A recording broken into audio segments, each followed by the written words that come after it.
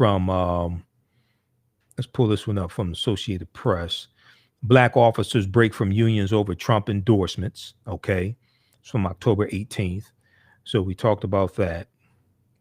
And then if we look at this article here, do we have it pulled up?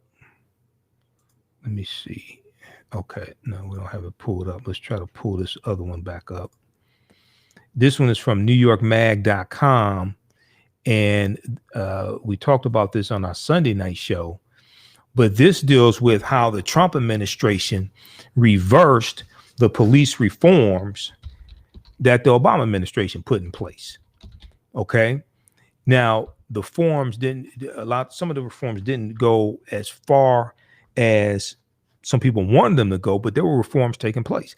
There was also the 21st Century on Policing Task Force as well, that was laying out best practices for police departments, but that was disbanded by Donald Trump.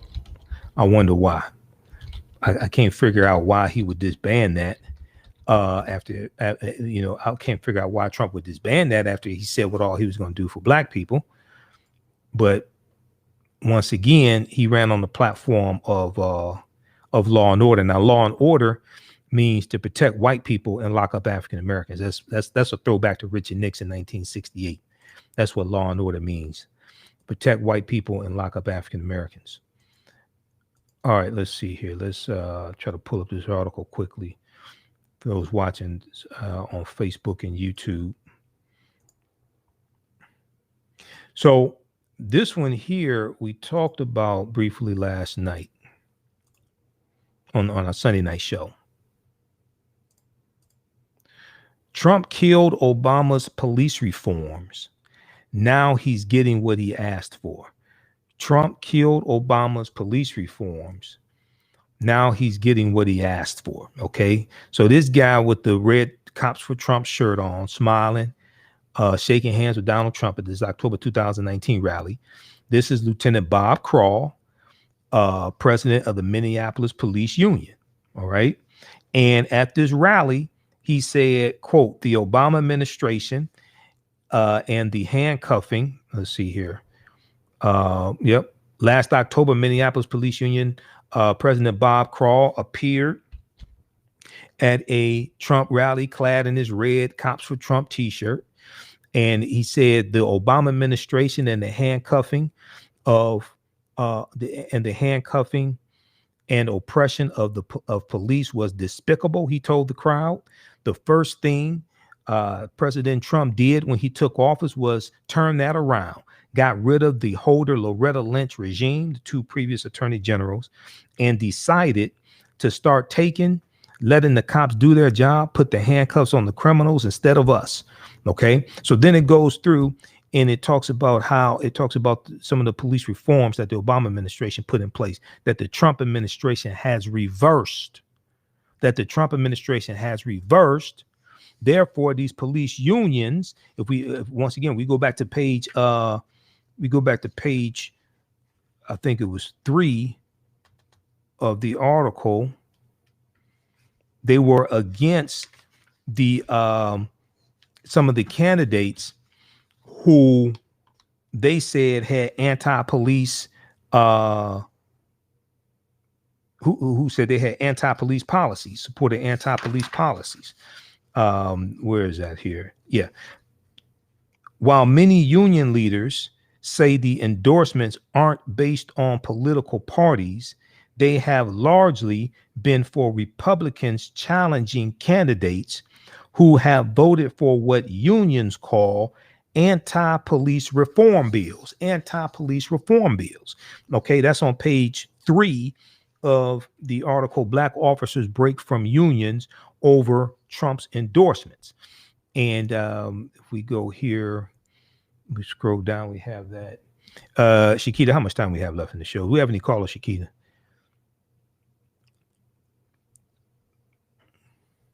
You can just come on the air and let me know. Let's see here.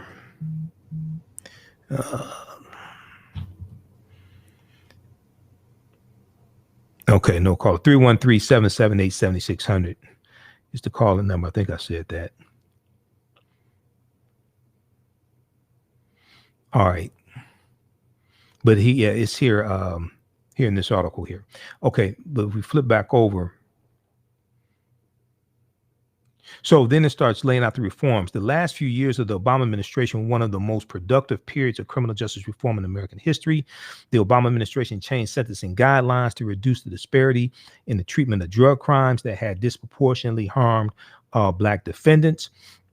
As part of an effort to inculcate a guardian, not a warrior mindset, it restricted the transfer of surplus military equipment to police departments. Most importantly, it formed consent decrees with more than a dozen police departments to force them to change their practices. So here you have the unions supporting candidates that are against police reform. And these unions are supporting Donald Trump. So if you are for police reform and the unions are supporting Donald Trump, then what does that tell you about Donald Trump?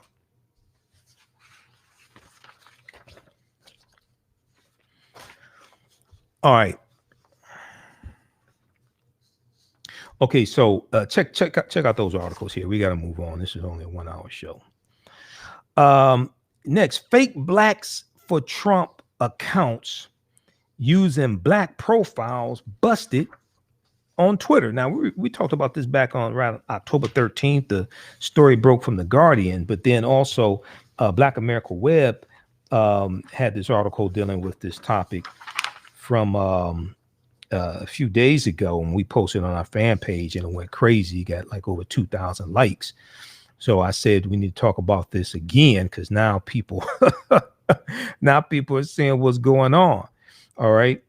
So it's telling us, so be wary of the jig on social media. There are definitely not that many diamond and silks out here supporting Donald Trump.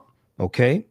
Now, when it comes to finding Black Trump supporters, it's looking like for a needle in a haystack, but they do exist. On social media, though, it would seem they are more prevalent than believed. Now, Wednesday, October 14th, Forbes.com reported that Twitter has removed several accounts. Claiming to be Black supporters of the super spreader in chief, Donald Trump, Mr. Grab him by the vagina. That's that guy. Okay, now he's declaring war on Dr. Anthony Fauci. Okay, he just wants somebody to fight with. Okay, now he's declaring war on Dr. Anthony Fauci. Let's see here. Let's scroll up. All right, so Wednesday, October 14th, Forbes.com reported that Twitter has removed several accounts claiming to be Black supporters for Donald Trump, claiming they violate spam and account manipulation programs. The accounts were using photos of real Black people, aka digital blackface, and all were pushing the same message. Yes, I'm Black and I'm voting for Trump. All right. Now, Darren Linville, Linvill, a Clemson University communications professor, revealed that 24 accounts have been retweeted or promoted over 265,000 times. 24 accounts have been retweeted or promoted over 265,000 times. He said most of these accounts were using digital blackface and pretend to be Black American MAGA, Make America Great Again supporters. They use images of real Americans in their profiles. Several had tens of thousands of followers and received many thousands of retweets. Okay. Now, the Forbes.com piece details how the social media companies are scrambling to silence these fake accounts, peddling misinformation and disinformation ahead of the upcoming presidential election. Imagine that. Why are they trying to deceive us? If our vote doesn't matter, why are they trying to deceive us? The Forbes.com piece details how social media companies are scrambling to silence these fake accounts peddling misinformation and disinformation ahead of the upcoming presidential election. The goal is to make sure there is no repeat of 2016's presidential election. Okay. All right. So check out this article. Check out this article here. This is from blackamericaweb.com. And this deals with fake blacks for Trump accounts using digital blackface busted on Twitter. Fake blacks for Trump accounts using digital blackface busted on Twitter. All right. We're going to continue on our social media platforms for a little while longer. We're done here on 9:10 a.m. the Superstation. Thanks for tuning in. On the African History Network, we focus on educating, empowering, and inspiring people of African descent throughout the diaspora and around the world, because right now it's correct wrong behavior. It's not over till we win. Wakanda forever. We'll talk to you tomorrow night. Peace. All right, those on our social media platform, stand by. Let me disconnect this call and continue here. Okay, stand by. All right. Okay, so let's continue here. Let's try to get through these other topics here. All right. How's everybody doing?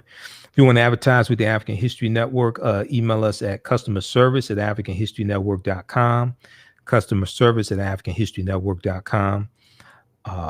And you can advertise on our nightly show. We have a special promotion for you.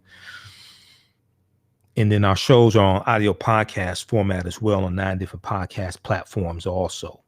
iHeartRadio, FM Player, TuneIn, and African American business owners, post the name of your business here on the thread of the broadcast. Okay. You can donate to, if you like this type of information, you can donate to the African History Network, $ the AHN show through Cash App, $ the AHN show through Cash App, then also through PayPal, paypal.me/the AHN show, paypal.me/the AHN show. So when we look what's going on with coronavirus, we see at least 38 states see increases in COVID-19 cases. We're at 8.2 million cases nationwide right now. At least 38 states are seeing increases in cases of COVID-19 as the United States heads toward a possible third peak in the pandemic. A possible third peak in the pandemic, epidemiologists have warned. The first peak came in mid-April, when the country was averaging about 30,000 new cases a day. 30,000 new cases a day. The second peak came in July, when there were about 60,000 new daily cases on average.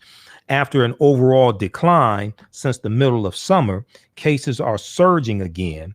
On Friday, October 16th, on Friday, October 16th alone, there were more than 70,000 new cases of coronavirus. Now, the U.S. surpassed 8 million cases last week, with a death toll that has now topped 220,000. A death toll that is now topped 220,000, according to a tally by NBC News. Worldwide, cases have now exceeded 40 million cases. If we look at this article here from NBCnews.com, COVID cases climbing in almost every state as U.S. braces for possible third peak. COVID cases climbing in almost every state as U.S. braces for possible third peak. Okay. People are doing heroic work, but they are really getting to the point where it's going to be literally unsustainable. An infectious disease doctor says. Let's try to flip over to this article. So when we talk about this presidential election and the two candidates running, we have to look at who has the best plan to handle the coronavirus pandemic, because you can't get the economy back open until you handle coronavirus. You can't send children back to school safely until you get coronavirus under control. So who has the best plan? Donald Trump's plan is herd immunity. Okay, Donald Trump's plan is herd immunity. Okay, so COVID-19 cases climbing in almost every state as U.S. braces for possible third peak. So Texas, Puerto Rico, and the U.S. Virgin Islands stand alone in having recorded decreases in their number of COVID-19 cases over the last 2 weeks as the country braces for a possible third peak. Now, although Texas reported a slight decrease in cases over the 14-day period that ended Saturday, its news was better than elsewhere. Its news was okay, and can you all see this here on the? Can you all see this here on Facebook and YouTube? 38 states, Washington, D.C., and Guam, which is a U.S. territory, Guam, all recorded increases in cases over the last 14 days. All recorded increases in cases over the last 14 days. And 9 states have plateaued, according to NBC News. Rhode Island, which like Texas, has also had a net decrease, does not report data over the weekend, and Missouri is not reporting data because of a technology issue. Okay, so let me know. Can you all see this? Should be able to see it. May have to increase the size of your screen, and then I want to see how that looks on the phone, and just try to blow it up like that. Okay.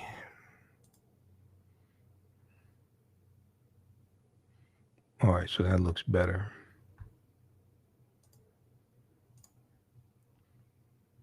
Okay, so case numbers have spiked in Vermont and New Mexico as they battle spikes of about 17% in case numbers over the last 2 weeks.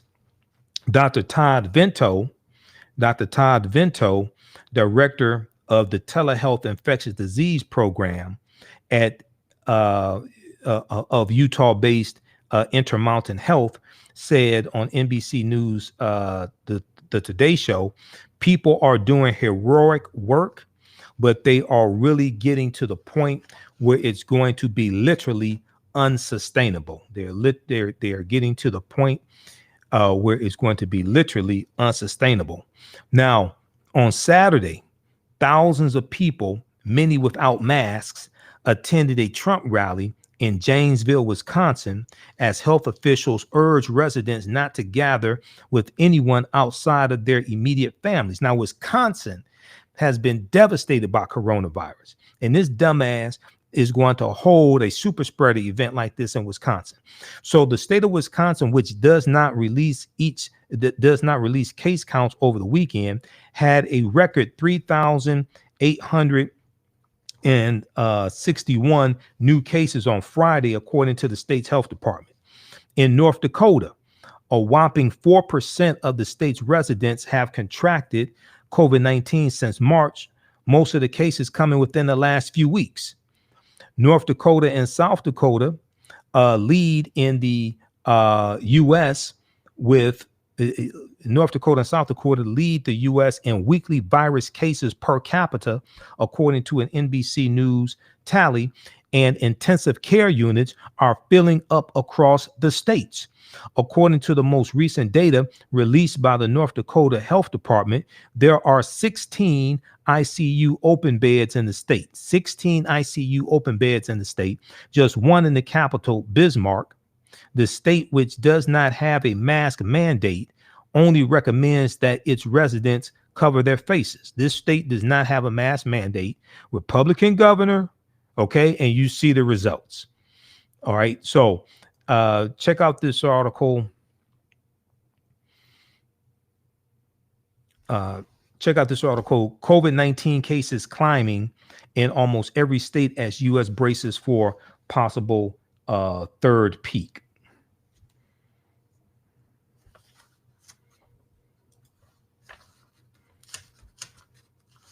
And then we look at this other one here. Then we look at this other article. COVID-19 cases lagging. COVID-19 cases lagging. Okay. So we see the spread of coronavirus and we see a decline in coronavirus tests being given. Okay. How's everybody doing? Everybody share this broadcast on your social media platforms. Invite your friends to tune in also. All right. How's everybody doing on our Facebook fan page, The African History Network, and our YouTube channel, Michael Imhotep, Imhotep. So when we look at this other article, let me pull this up here. We have this one up. Just a second, let me pull.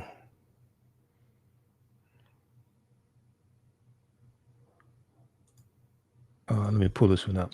But COVID-19 cases.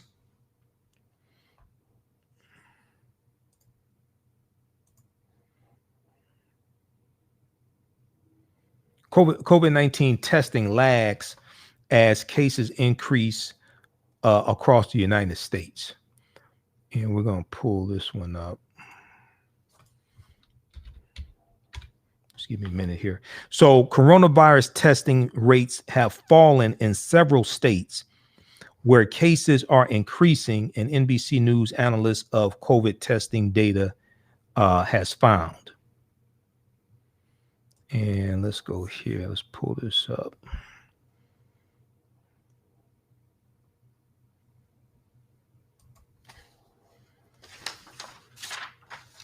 So coronavirus testing rates have fallen in several states where cases are increasing. Okay. Coronavirus testing has fallen in several states where testing is increasing. Now, is this the right one? No, that's not the right article. Just a second. Let me pull this up. This deals with testing is lagging. Okay, this one right here. As of Monday, October 19th, as of Monday afternoon, October 19th, 8.2 million people have contracted coronavirus in the U.S. And more than 733,000 of those cases have been confirmed in the last 2 weeks. Over 733,000 of those cases have been confirmed in the last 2 weeks. So let's flip back over here and turn on the screen share. All right.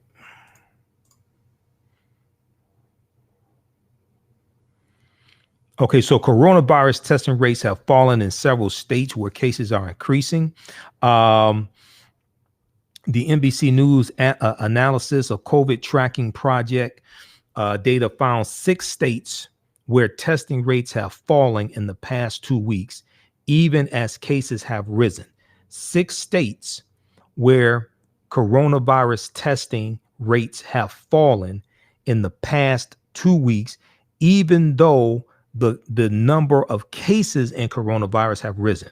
So those states include Kentucky, where cases have risen 35% in the last 2 weeks, but testing rates have fallen 38% during the same time.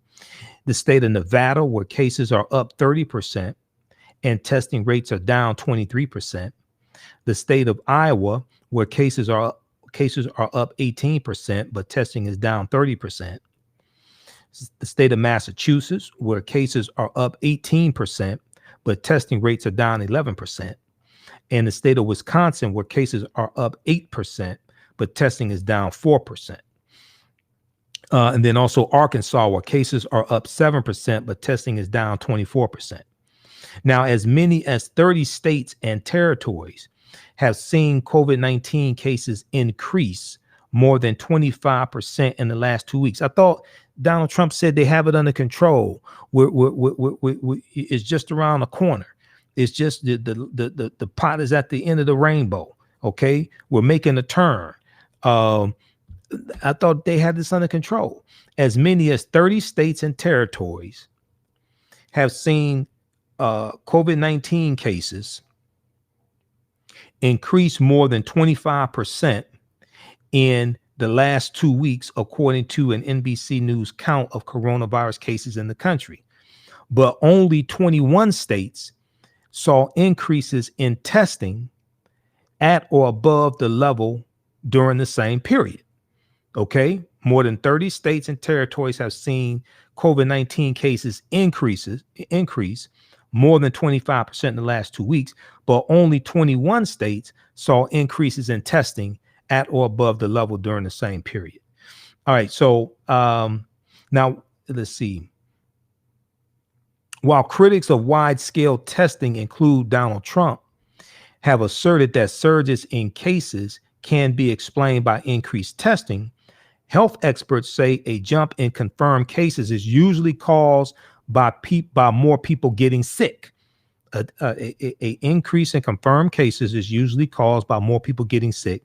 And those experts who have long urged that testing is a critical tool in the fight against the pandemic say that the lack of aggressive and consistent testing has contributed to the virus spread. Didn't Donald Trump say, I told my people to slow the testing down?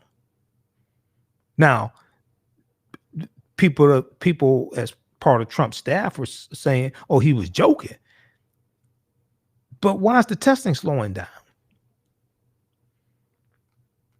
And those experts who have long urged that testing is a critical tool in the fight against the pandemic say the lack of aggressive and consistent testing has contributed to the virus's spread.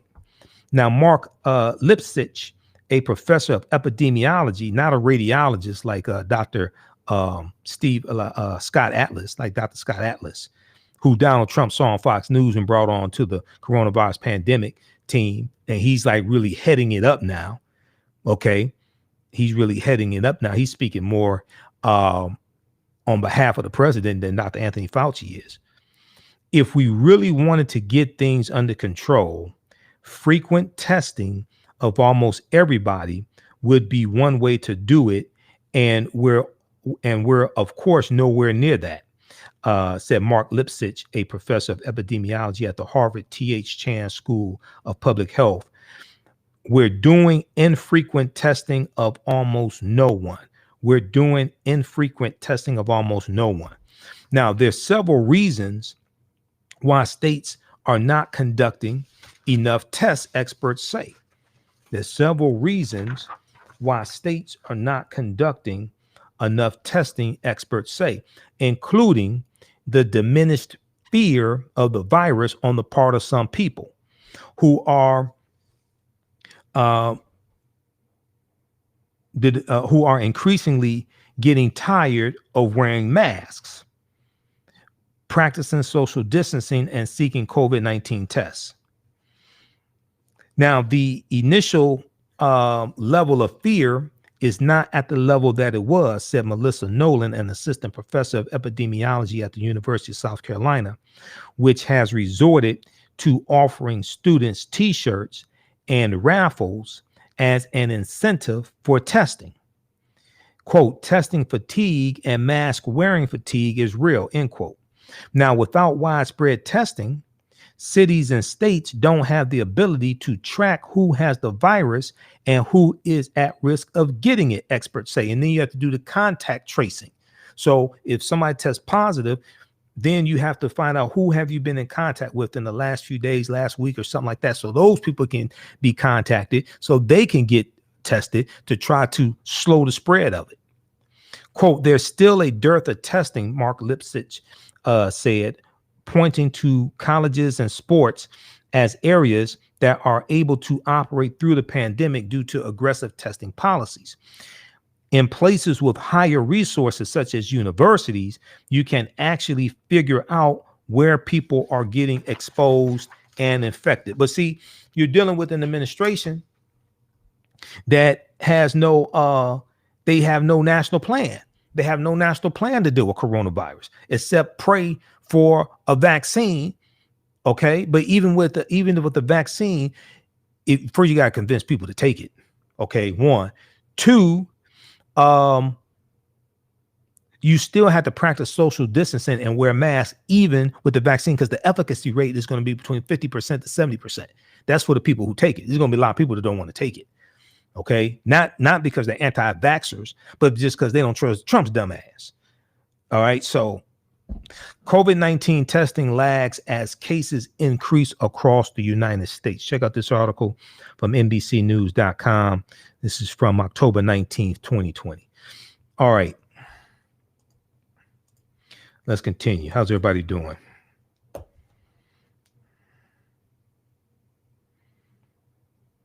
Let's go to.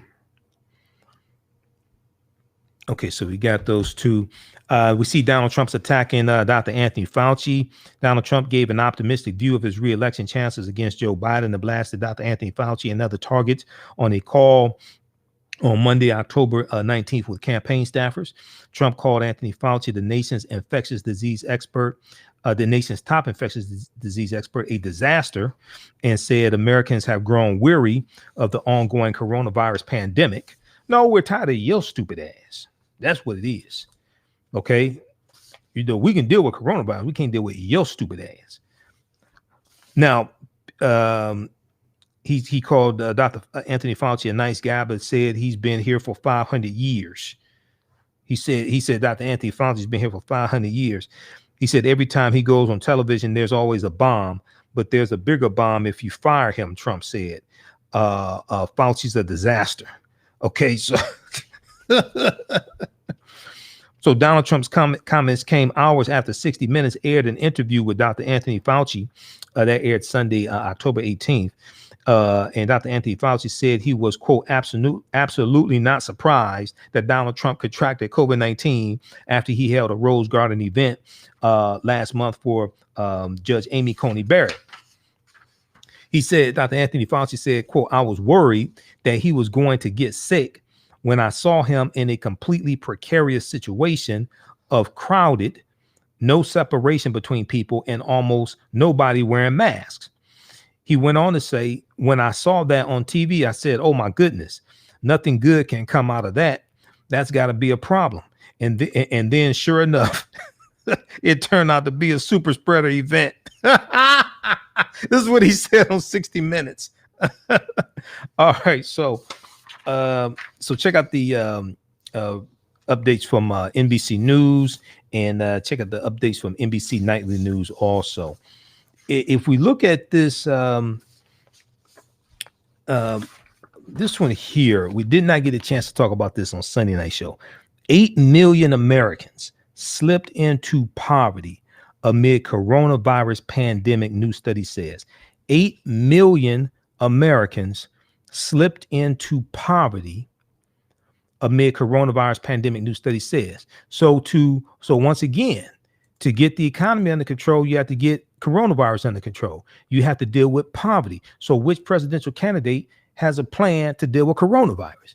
You can't just talk big about the economy. You can't just talk big about the stock market. You have to have a plan to get coronavirus under control.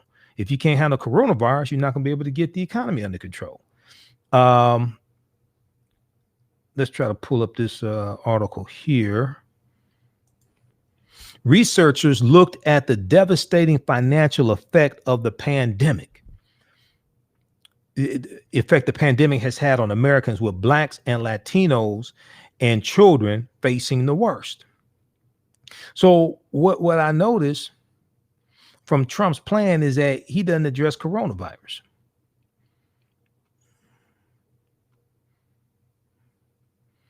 Let's see here.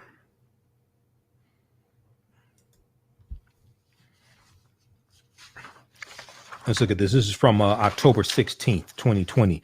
So the number of Americans living in poverty grew by 8 million since May. And I also saw New York Times has this story as well. I think also Washington Post. Let's look at this. Let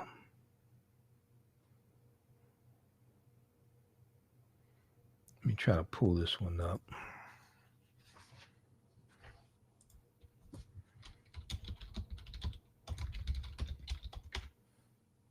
So the number of Americans living in poverty grew by 8 million since May, according to a Columbia University study, which found an increase in poverty rates after early coronavirus relief ended without more to follow. So this deals with the CARES package, the coronavirus stimulus check, but also the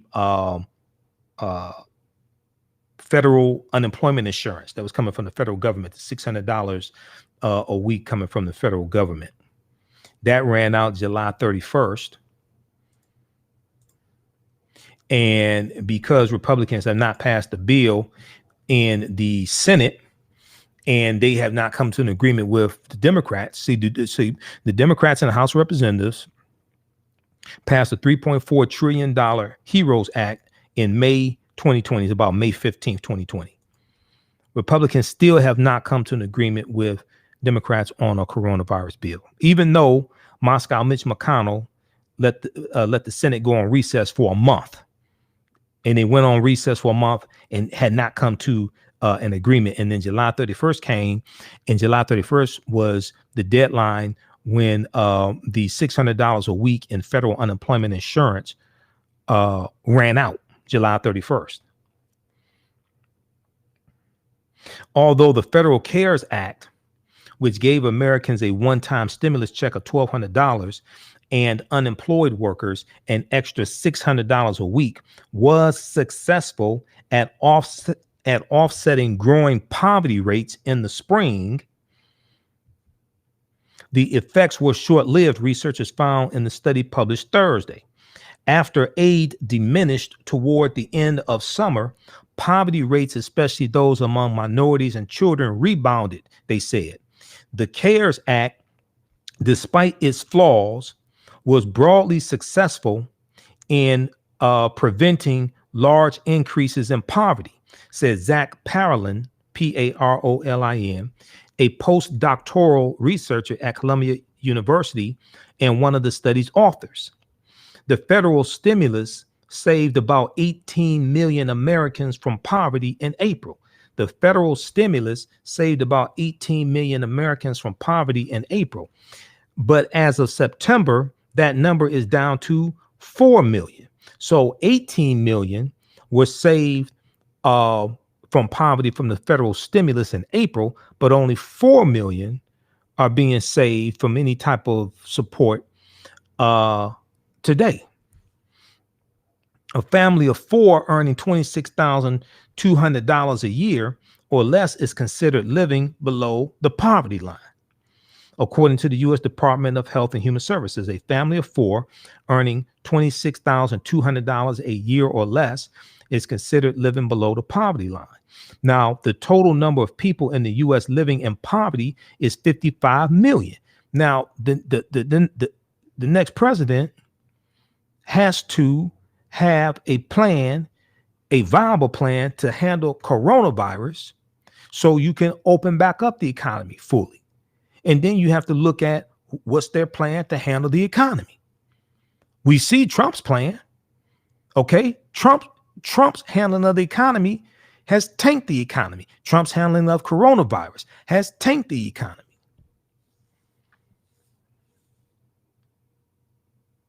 The study comes as negotiations for a new coronavirus stimulus package have stalled, and Americans continue to be without relief for the foreseeable future. Columbia researchers track monthly poverty rates in the U.S. between February and September, or before and throughout the coronavirus pandemic. We find that the monthly poverty rate increased from 15% to 16.7% from February to September 2020, even after taking the CARES Act's income transfers into account, wrote the researchers. Increases in monthly poverty rates have been particularly acute for Black and Hispanic people as well as children. Increases in monthly poverty rates have been particularly acute for Black and Hispanic people as well as children. Okay, so who will handle the coronavirus pandemic the best?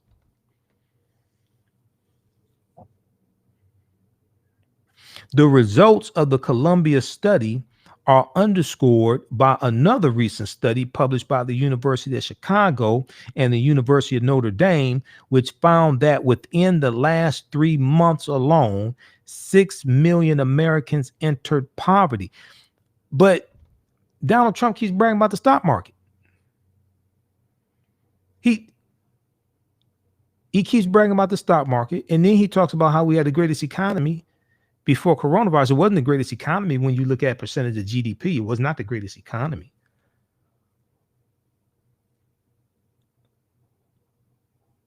The results of the Columbia study are underscored by another recent study published by the University of Chicago and the University of Notre Dame, which found that within the last 3 months alone, 6 million Americans entered poverty. Those researchers also found that poverty rates temporarily stabilized amid federal economic intervention, but now are getting worse, particularly for certain groups.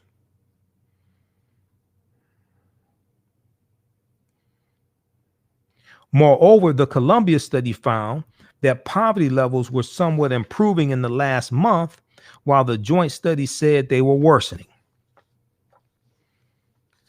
The big takeaway is that for a while, the unprecedented government expansion of unemployment insurance and the stimulus payments kept families out of poverty, said Bruce D. Meyer, an economist at the University of Chicago and an author of the joint study. All right, so check out the rest of this article here. This is from NBC News. 8 million Americans slipped into poverty amid coronavirus pandemic, new study says. They slipped into poverty over the last few months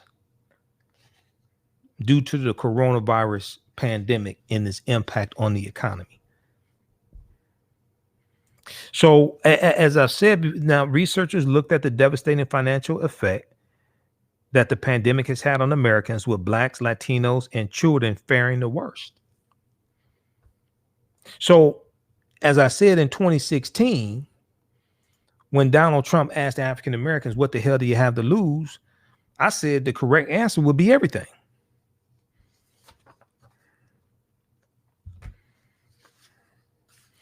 So also we see that 30 million people, Reuters reported, or AOL reported today, 30 million people have voted early, 29.6 million, more than 29.6 million votes, either by mail or in person, have been recorded in 44 states and Washington, D.C. as of mid afternoon on Monday, October 19th, according to the U.S. Elections Project at the University of Florida.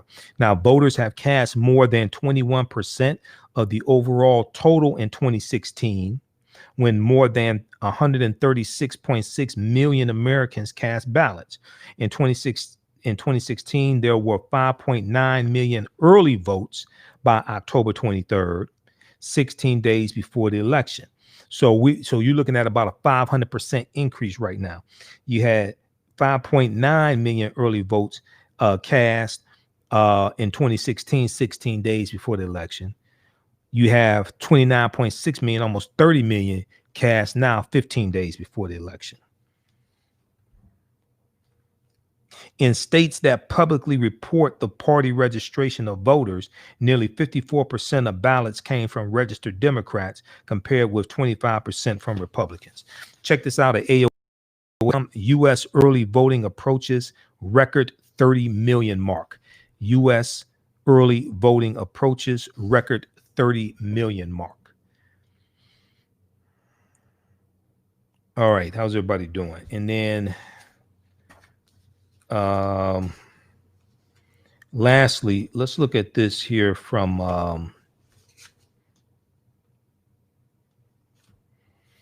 news1.com. Now, we talked about this article back when it came out in September of 2020.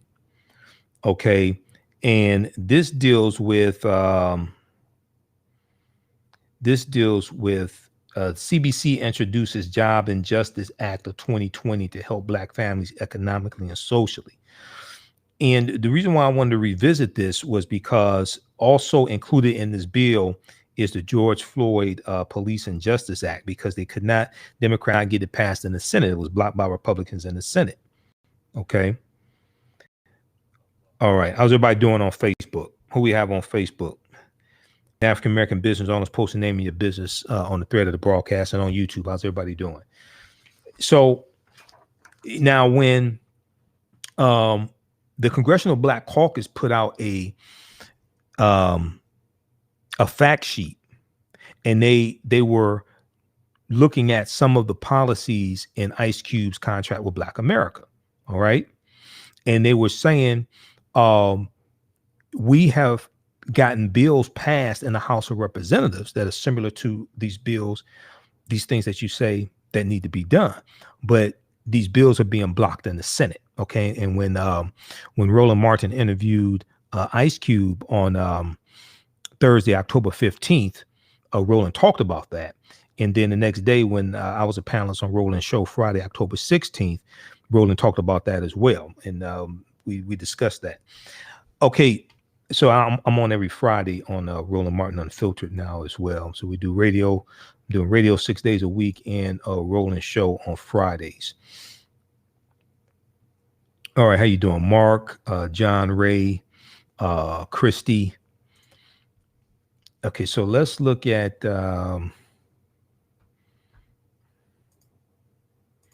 let's try to pull up this article here. I want you to see this one. CBC, Congressional Black Caucus, introduces Jobs and Justice Act of 2020 to help Black families economically and socially. To help Black families economically and socially. So this came out September 15th, 2020. The CBC was heralding a new bill that it says will make vast improvements in the lives of Black families, in particular, with significant legislative efforts to bridge the gaps specifically affecting them in the employment and criminal justice arenas. Employment and criminal justice arenas. Divided. So the bill is divided into two parts. The multifaceted Jobs and Justice Act of 2020.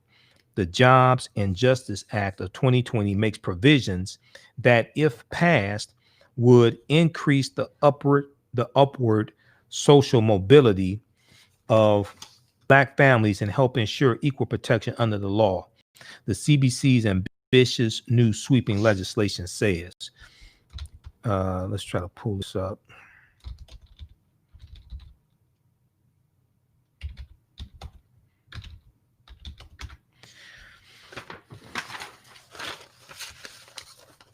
So it has things in here such as including incentives to provide more Black girls with opportunities to pursue careers in the STEM field, science, technology, engineering, and math, to addressing Black-owned businesses, personal finance, and historically Black colleges and universities.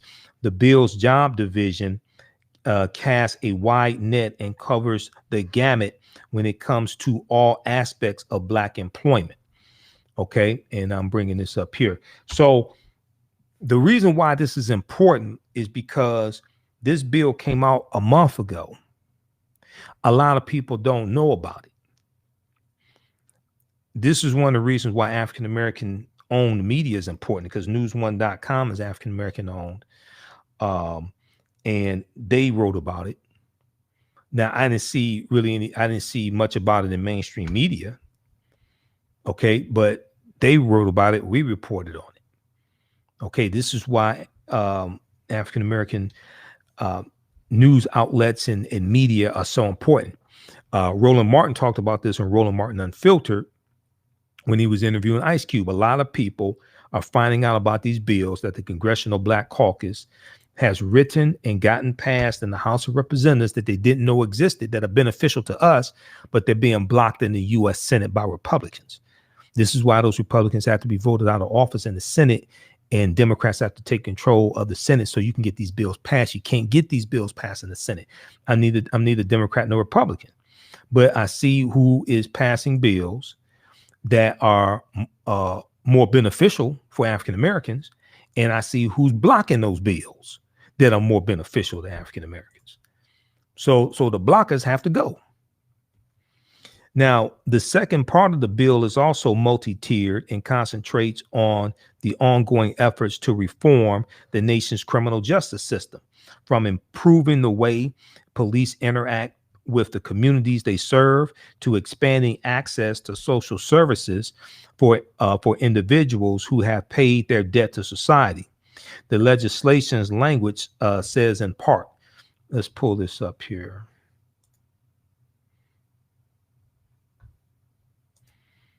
All right.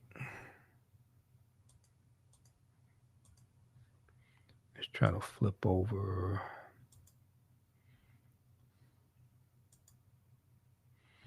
Okay, CBC introduces Jobs and Justice Act of 2020 to help Black families economically and socially.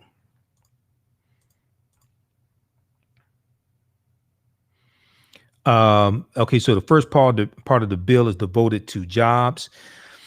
It is broken into 5 subcategories to address the nation's most pressing needs on the employment front during a time when there is unprecedented joblessness, especially among African Americans.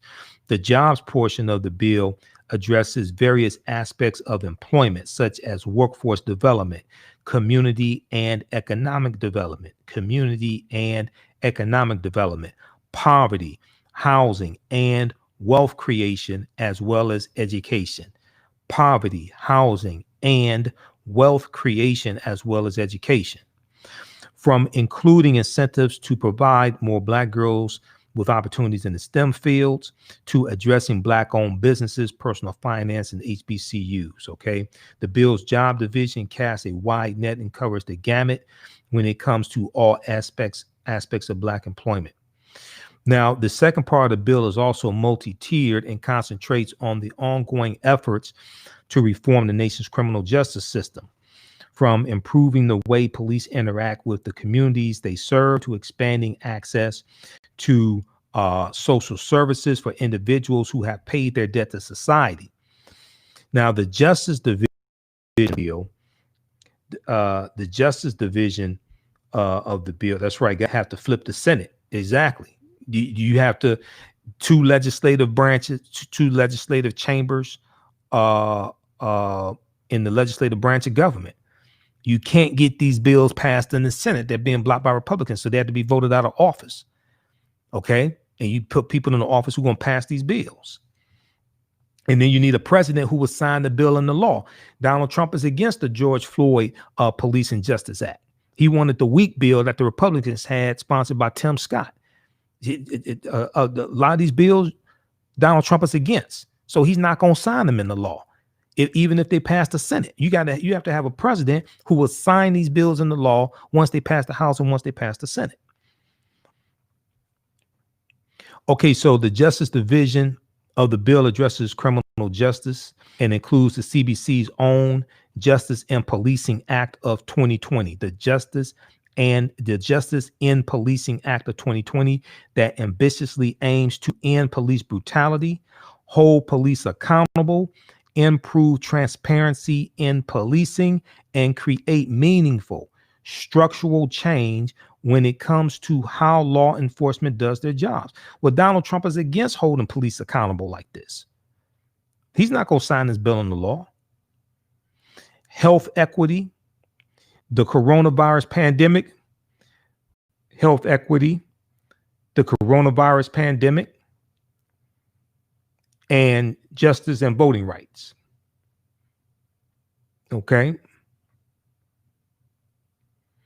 Referencing how referencing how this year marks the 57th anniversary of the March on Washington. March on Washington for Jobs and Freedom. The CBC quoted Dr. King when introducing the landmark legislation. Quote, "It may be true that the law cannot make a man love me, but it can stop him from lynching me. And I think that's pretty important," end quote. All right, so check that out. CBC introduces Jobs and Justice Act of 2020 to help Black families economically and socially. So you can click on the link. We'll post a link here. You can click on, they have links here in the article that you can click on to give more information about the bill also. But a lot of people don't know that bill exists.